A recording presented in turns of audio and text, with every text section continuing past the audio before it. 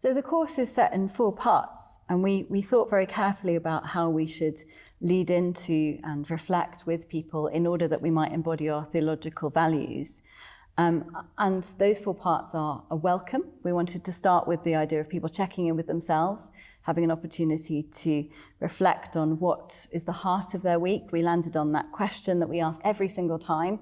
Not the highlight of the week, not something that is designed to cheer everyone up, but what was the heart of the week? What is one memory of this week that is staying with you? And then we move from that very quickly into the wanderings, which are 4 statements that are supposed to just create an opportunity for people to reflect, often on stories of their lives, but sometimes on hopes that they have for the future or opportunities that they've been thinking about. And those wanderings really take up most of the time of the course.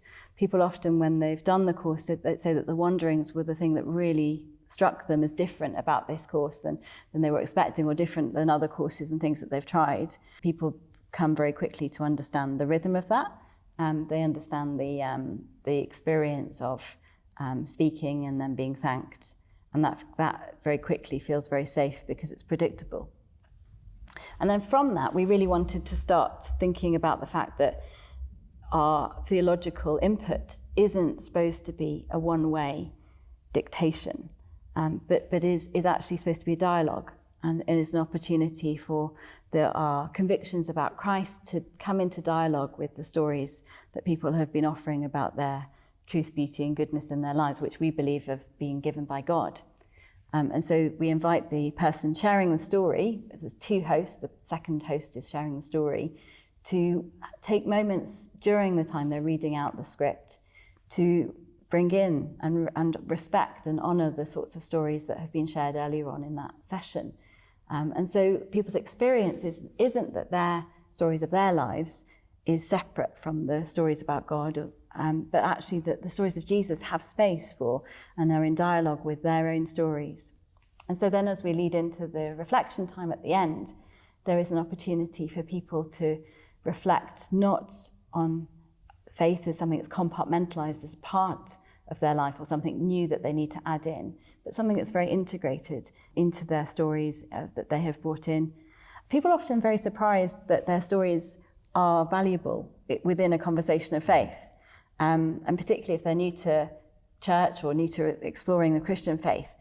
People can sometimes be very moved that their story about their experience of primary school or their experience of a workplace actually has something to say and is a great example of what the talk is. And the talks have been written deliberately to reflect the wanderings.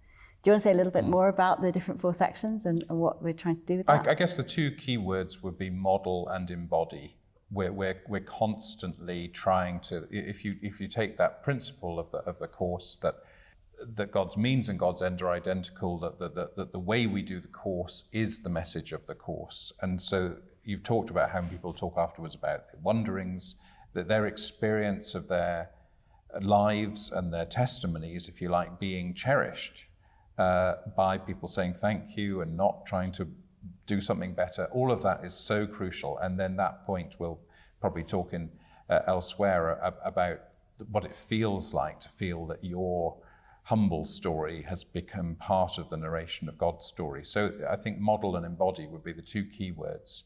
But it's also worth pointing out about doing the training. I know these videos, they're designed to be helpful, but the training is crucial because it's the practice of doing the same thing over and over again. Because what the host and the storyteller are communicating is that they're completely inhabit the shape of the course, so much so that they almost don't need to think about it. It becomes second nature, and because it becomes second nature to the leaders, then it becomes second nature to the course. And the way the training is designed is it's still shaped around the 4 sections of the course.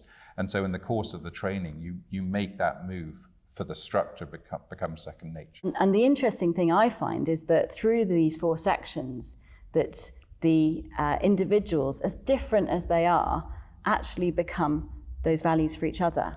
And so it's not just the hosts that are embodying the values of Christ, but the whole group, even people who are not used to church at all, become the body of Christ for each other.